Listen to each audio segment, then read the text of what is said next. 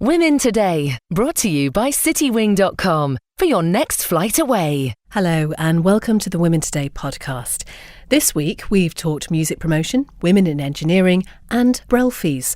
But first, Kate spent an evening with a group of people who help keep the island's revellers safe at the weekend.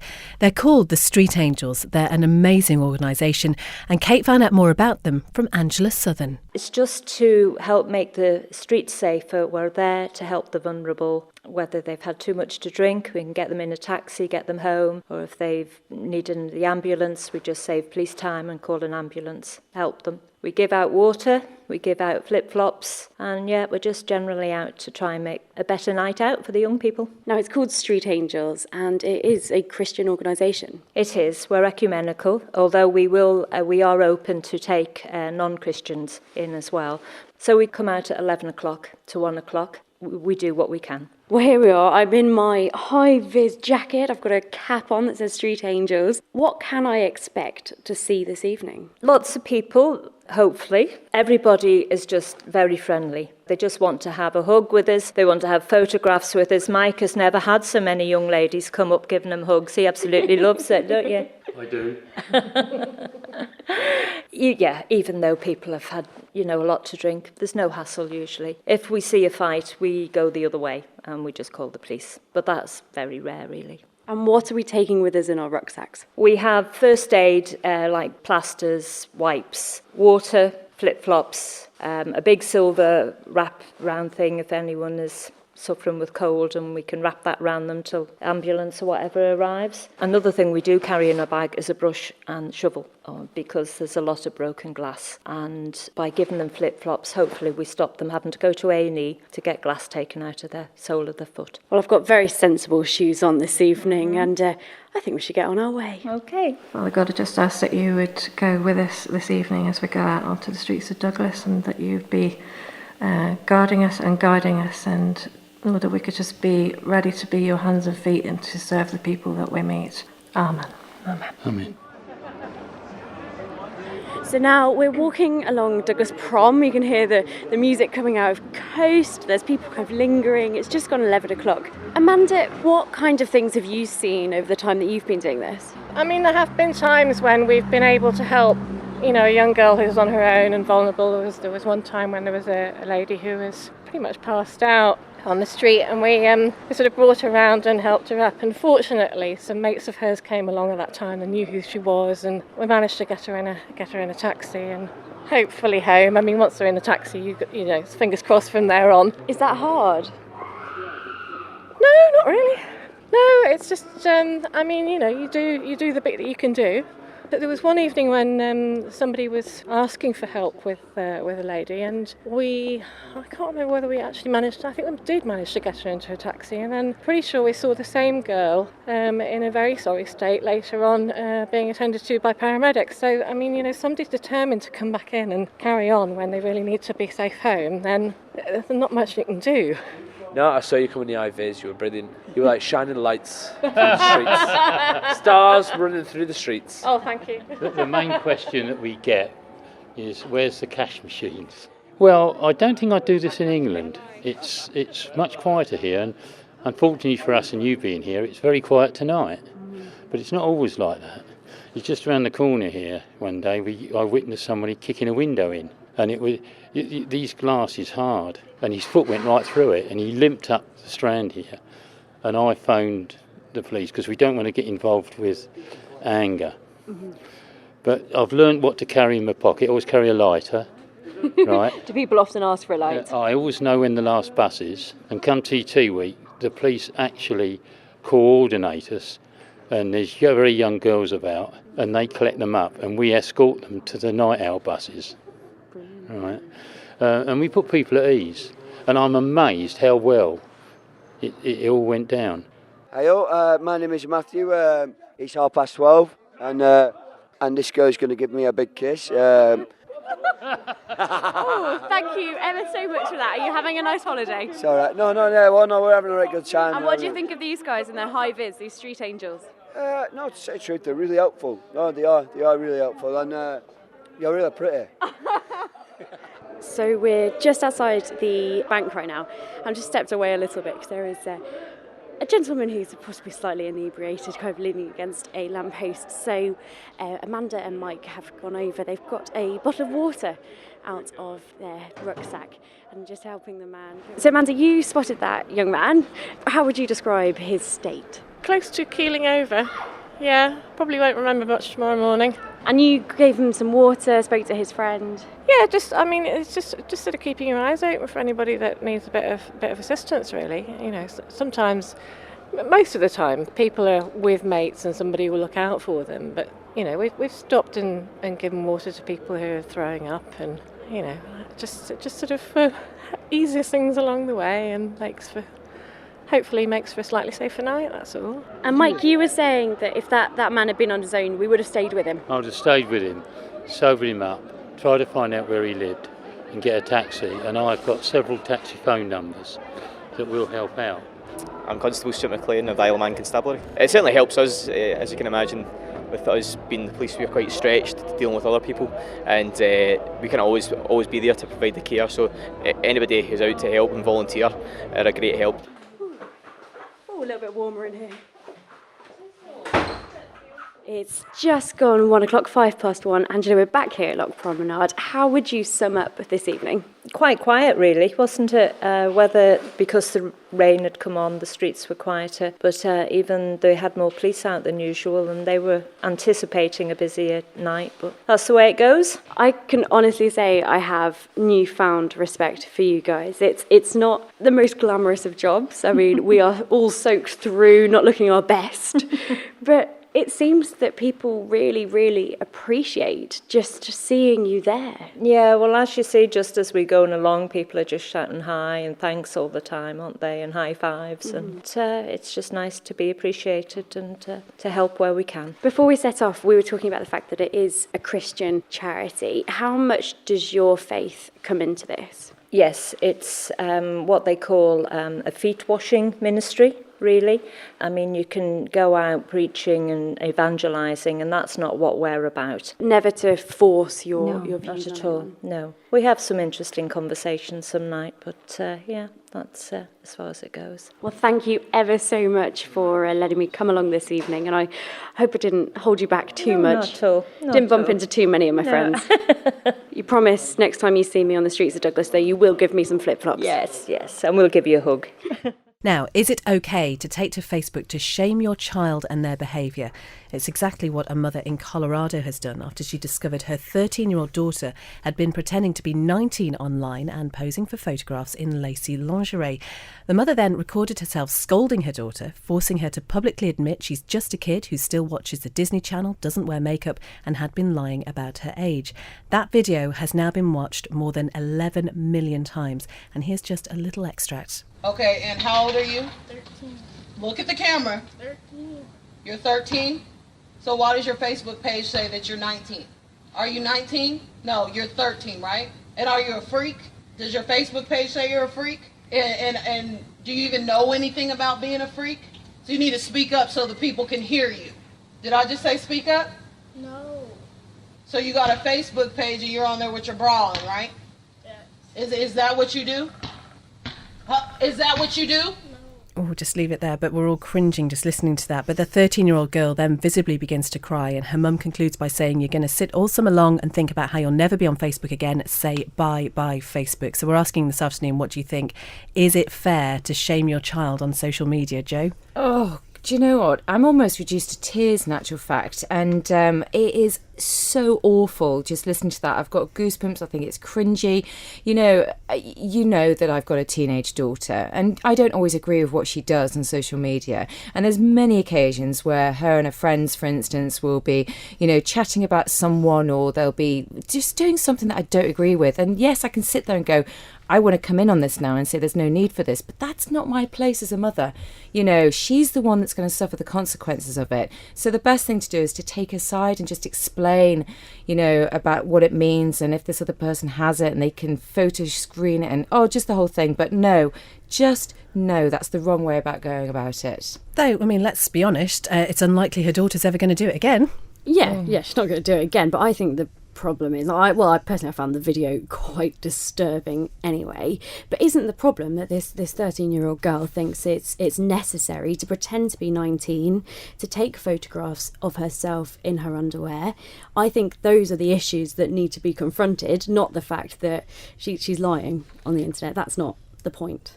But the real question is, though, then, how do you parent in this world of social media? Fiona, I mean, we've already been talking about your experience with teenagers. You've seen them over the generations. It's a very different world nowadays. It is, and I think it's terrible. I mean, if I had my way, I would ban Facebook, because I think young people are opening themselves up to far too many things which they are neither intelligently or emotionally able to deal with. The pressure on young girls in particular on the internet to be beautiful and do that ridiculous pouty duck face thing. You know, I haven't seen a normal picture of a girl on the internet for Lord knows how long. And it's such a shame. And they all put on the false eyelashes and they all pout away like nothing on earth. And then they wonder why boys don't respect them. Because the boys are just sort of sat there. I mean, the boys, for some reason, all dress exactly the same as well, in so much they put the woolly hats on, pull it down to their eyebrows and scowl at the camera, doing all sort of peculiar hand gestures to make themselves look hard. And the girls want to look like tarts. But isn't that just part of being a teenager? Is that wanting to fit in, wanting to do what your friends are doing? What gets me is they all think they're being so original. And can I just say at this point, it's not just teenagers. No. Their mums are doing it, you know? It's not just teenagers. And if they're friends with their mums, which generally they are on Facebook or on whatever form of social media, I see photos of older women that are not exactly being great role models with the way that they're pouting or, you know, as you say, or putting up photos of in sexy ways when they're out on a night out drinking. Well, no, I mean, you have to remember these days with the... Oh, God, I sound so old here. The 14-year-old girls quite possibly have 28-year-old mothers or 29-year-old mothers or 30-year-old mothers. And so they've been brought up by children, by young people who are, once again, are not emotionally or physically able to cope with this tremendous responsibility they have. And therefore they try to live vicariously through their daughters and capture that bit of youth which they lost when they should have been out having fun and playing around, etc. I think we should be fair. I think there are some wonderful younger mums. Oh, definitely. Yes, that's not what I'm saying at all. But it is one of the situations whereby the young people are not... They think this is the way to behave, because they don't know anything different. Because Facebook is an international site, they see people in America doing this, people in Australia doing this, people in India, all over the world doing this, and so they copy. So what is the right way then? How could this have been done differently? Privately, obviously, yeah. But I mean, I have seen some very funny examples of parents shaming their children. My favourite one is, I think, with the laptop being shot. Have you seen that one? Oh, that was great. That was the Inter-American yet again, obviously. It wasn't somebody from Colby, who... So his daughter sort of like went online and wrote this letter to all her friends, etc., and made a video about how crappy her brand new laptop was. So Dad said, "Okay then," and made a video of her sat there, and he shot the laptop and said, "Well, there you go. Now it is crappy. Well done." I don't condone that behaviour, but I just thought, well, it's just an interesting reflection on how life is now, isn't it? I mean, I suppose, you know, we listened to part of that video and we were all cringing, but then let's think from that mother's point of view. She is dealing with a young girl who's at a very vulnerable age, and she felt like she had no other option and felt that was the best way forward, and she is actually getting quite a lot of praise for it as well. We've had a comment from Sharon on our Facebook page saying, although I think this is harsh, it appears this is not the first time this girl has been in trouble using Facebook. So perhaps this is the only way her mum can get her to stop. I agree wholeheartedly with her mum trying to keep her a child. Children are encouraged to grow up too fast, and I admire the mum for putting rules in place. She is doing it for the right reasons. Well, we're interested in what you think about this. 166 177, or you can email womentoday@manxradio.com. But we're going to stay with the Facebook issue now, because parents are being told today to make sure they know who can see pictures of their children online. It's estimated many will have shared around 1,000 images of their youngsters on social media before they turn 5. But Parent Zone, which offers advice to mothers and fathers, claims up to a fifth have never altered their account's privacy settings. And Vicky Shadbolt from the website has got this warning. If you are sharing information on public platforms and you haven't got your privacy settings set up really well, then it's quite easy to find out what you're doing, where you're doing it. And of course with photos, once you've shared it with one other person and that person shares it with 2 other people, it very quickly gets out of your control. Now, people are looking at me here. I have been known to share the odd photograph of my children One or looking two. cute, obviously, online. Jo, I think you've done the Yeah, same. absolutely. But it's interesting that Kate and I were having a conversation last week, and Kate was telling me about how you can look at Facebook as an outsider who's not a friend with you, sees your profile. I did that at the weekend and realised I was not as secure as I should have been. How did that make you feel when you realised Stupid, to be honest, because I think I am somebody who should know better. I mean, I am a lot pickier, I think, now about what I share on Facebook. I mean, in the beginning, I was just all about the funny story and trying to get all the comments and everything. I mean, I'm still very amusing, obviously. But it does make you think, you know, it's not just me. This is my children who are out there and who, you know, whose photographs are out there for as long as Facebook is around.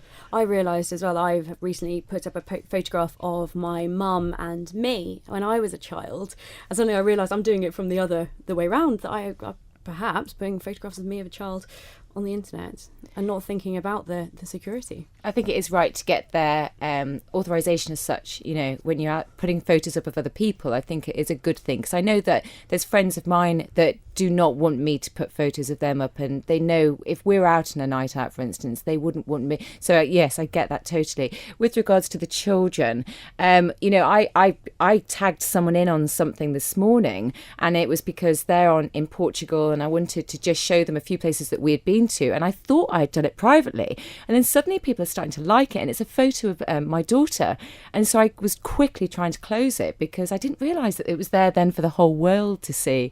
So yeah, you do need to look at those privacy settings all the time. I think it's really important just to keep an eye on them, like, consistently, because they change and whatever, and you can improve your privacy settings. But I have learnt my lesson.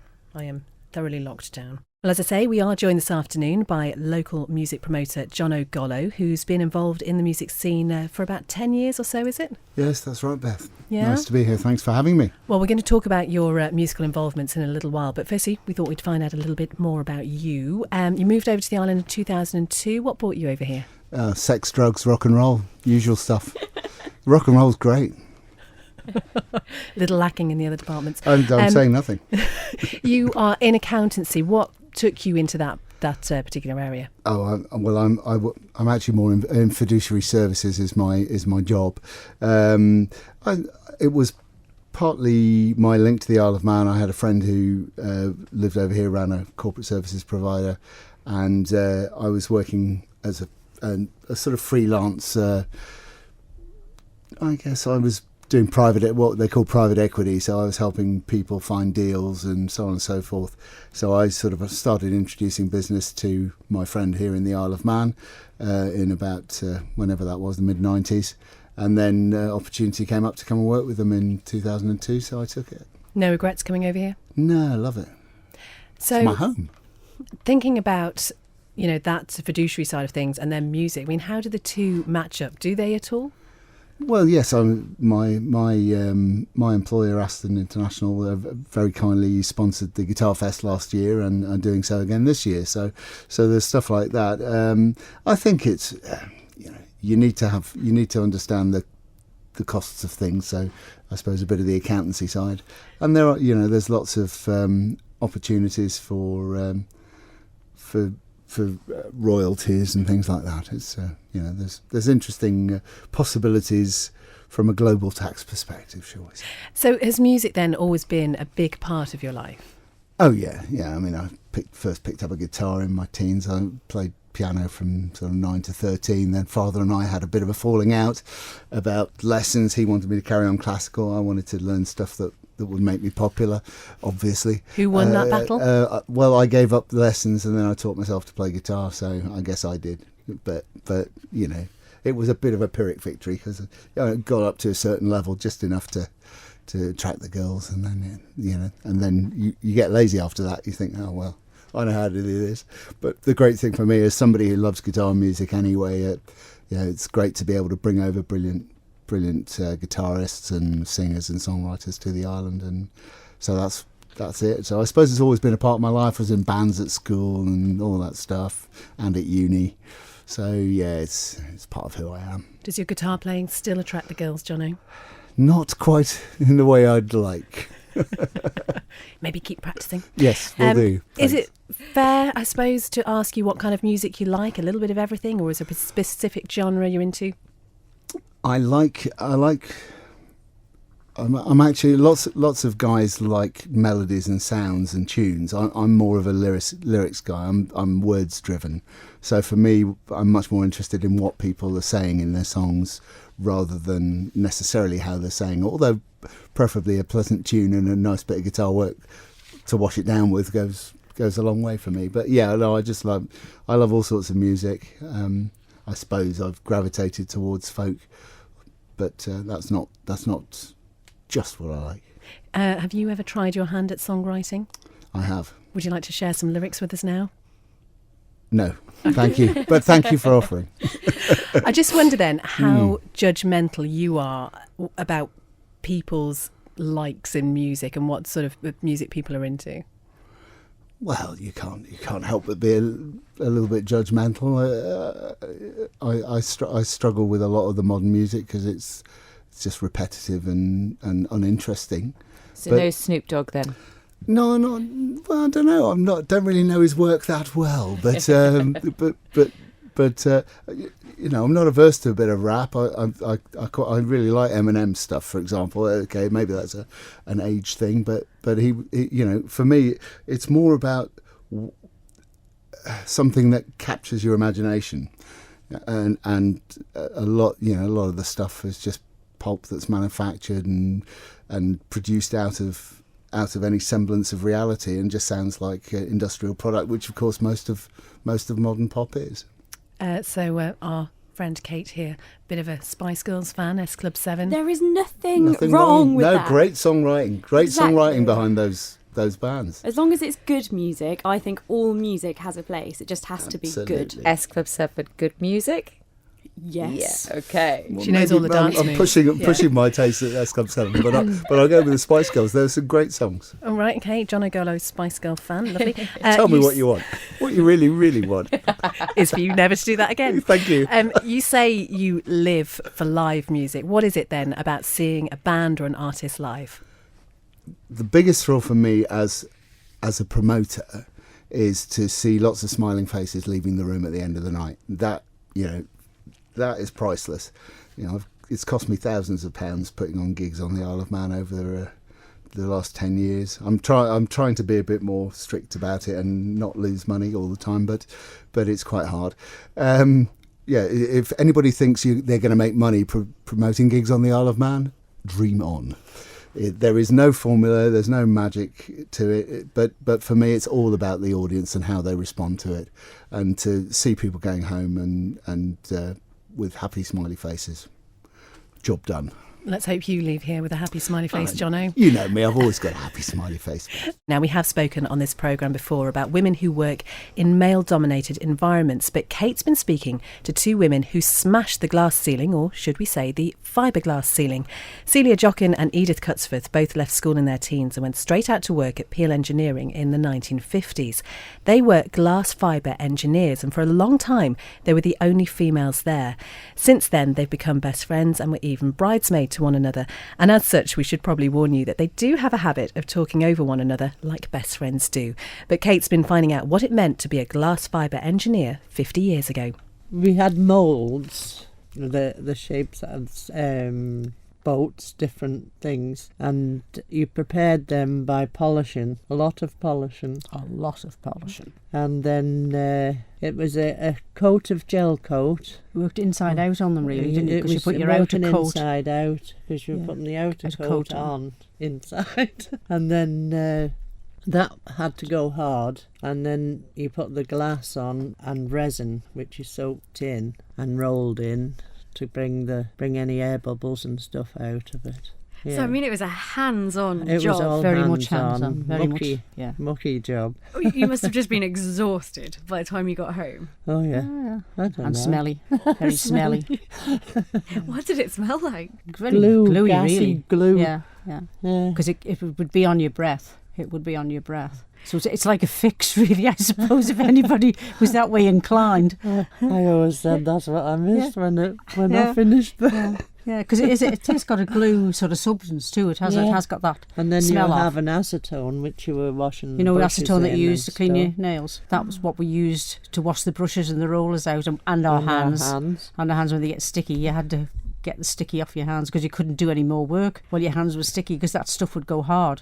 So your fingers would go like that. And you So you were had careful to wash with them those. off quick before it went hard. Yeah. And you were making all sorts of things. I mean, canoes, rowing boats, bits for buildings. Yes. Yeah. And you can still actually see some of it now. Yes, Your work. yes, especially Laxey wheel, the little fixtures on the wheel, on the actual wheel. If you look at those, the black fixtures, the spindles on the wheels. As you go up on the steps. Yeah. And the sea terminal. Did I do that one? I don't know what I've done. I've done that much stuff. I don't know. Is that little finial on the little, top? Oh yeah, the the little finial, gold finial on top of the sea terminal. What are they called? The lemon squeezer, is it? Lemon squeezer. They call it. That's it. The lemon squeezer. Cross at the Loch Promenade Church. We've made that. That had to be in a metallic, and that has a light behind it now. It's illuminated at night. Another thing we made was Viking helmets. Viking helmets, yes, made Viking helmets too. On the face. And the shields. And the shield, Viking helmets, shields.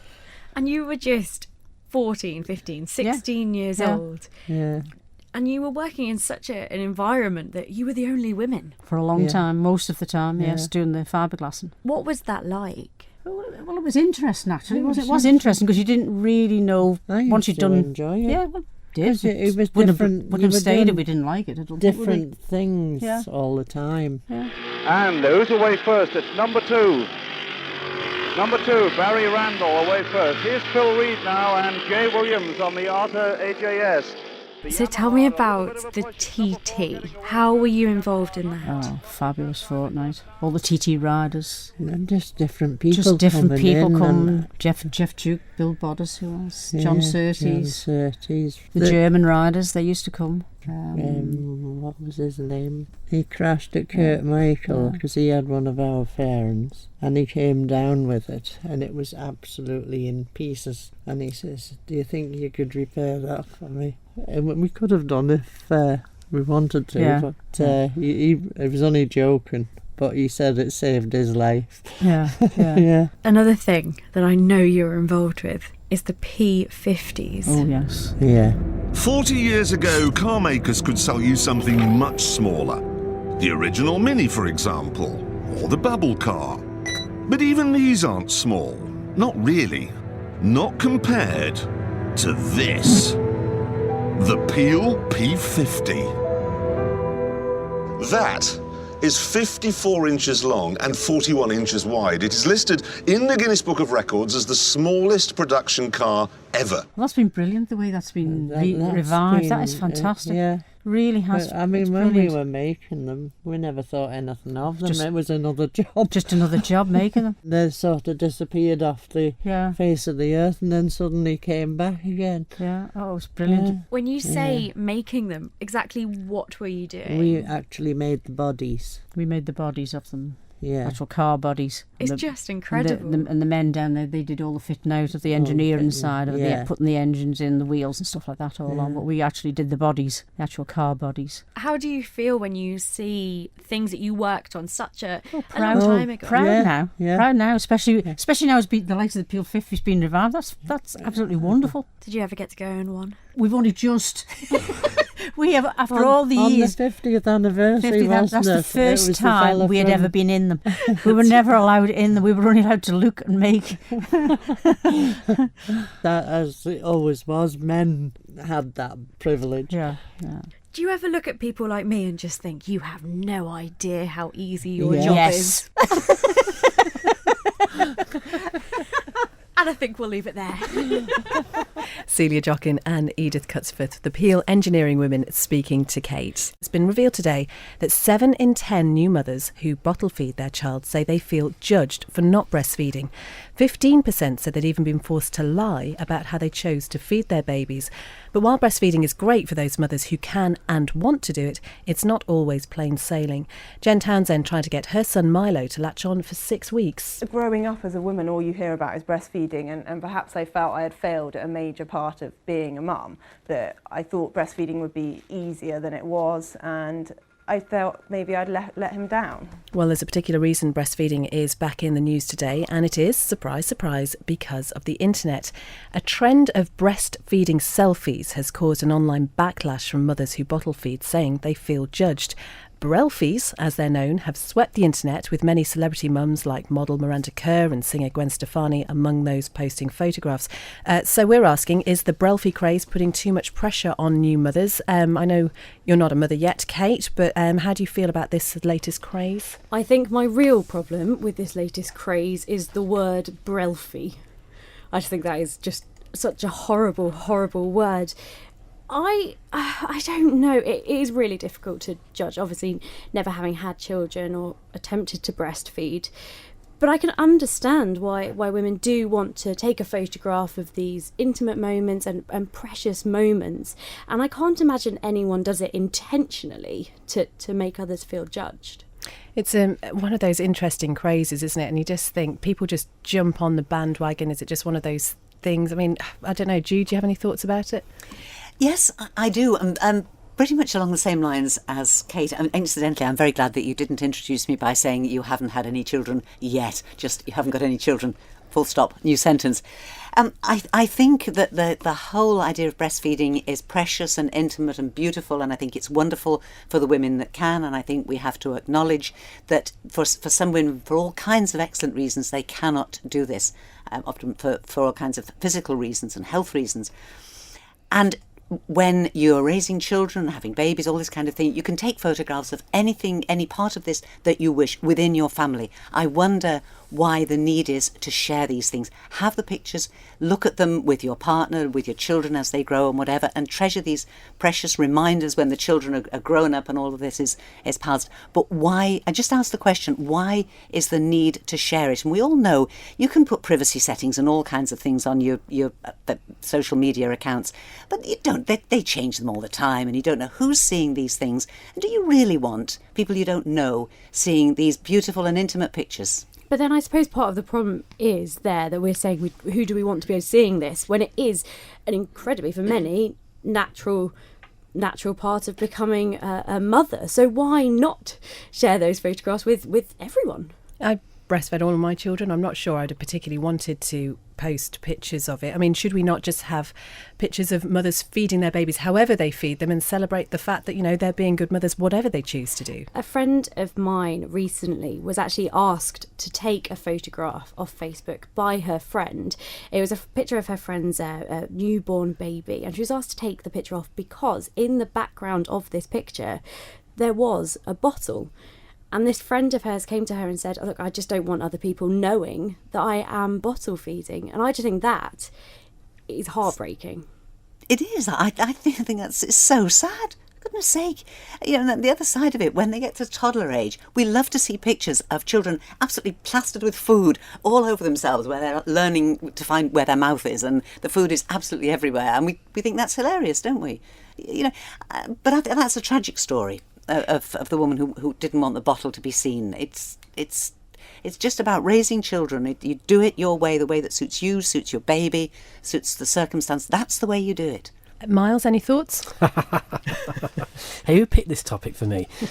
I think it's a difficult one, really. I can see if you can't do it, you may think that you're being left out. I think you probably want to retaliate and just put a picture there with a bottle and say, look, I'm doing it this way. I can't do it the way you're doing it, but here's my selfie, and just join in the debate and get on with it. If you can't do it, you can't do it. Interesting text in from Fiona says maybe spend less time online. I guess the inference there, actually spend more time with your baby. Carly, do you have any thoughts? I don't really have a view either way. I mean, the internet now seems to be growing. There's various pictures. I'm sure there'll be a next craze. So hopefully it's just one element of a craze and then it'll move on to the next thing, really. I wonder if we could just start a selfie craze. I mean, they do just pop up almost weekly now, don't they? We've had all sorts of different ones. Had the no makeup one. Did you do that one? Oh no, I wouldn't put people through that. Not at all. But I just wonder how many people feel a pressure to take part just to show that they... I don't know, just to take part, not because they want to make any particular statement about anything. Almost to feel that they are part of what's happening online. Any thoughts on Facebook? We've had a few. Donald has sent us a message saying, with both our children, my wife felt incredible pressure to breastfeed. When our firstborn rejected her breasts at 3 months of age, it was the hardest few days as our daughter was hungry but wouldn't eat from the breast. The only advice was to keep trying. She will attach again soon. Hang in there.